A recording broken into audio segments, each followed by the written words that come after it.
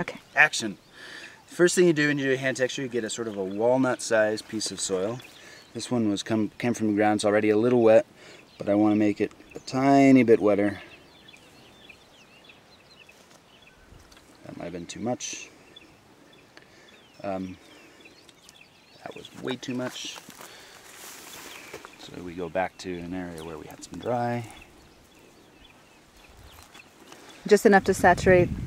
Just enough to get it to feel right is the answer.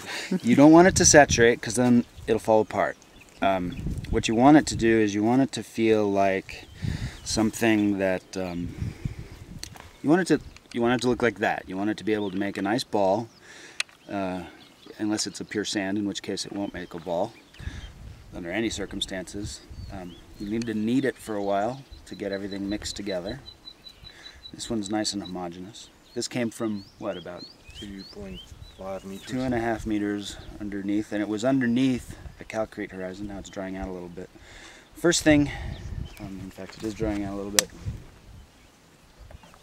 First thing to notice, look at the salt on my hand. Okay. There's something going on there. That's not clay, that's salt. Okay.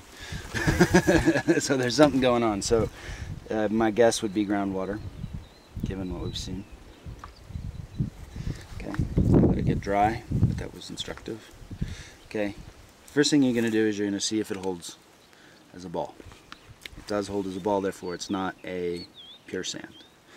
Next thing you're going to do is you're going to try to make a ribbon. And this may or may not. Now, making a ribbon is a little bit of an art. You don't want to go fast. It's not a race. You want to see if I can make a ribbon, and you want the ribbon to be even. Here it's a little bit of a problem because it's thicker at the end, so that'll make it a little bit shorter than it would otherwise be. Basically, you want to see if you can make a ribbon more than 2.5 centimeters. In this case, you can't.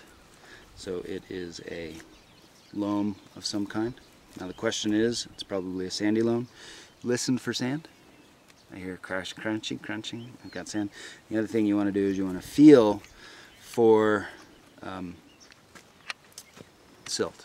Silt feels soft. Okay, and that's the only way. It feels like bread flour. So that's it. So we probably have a sandy loam with some silt in it.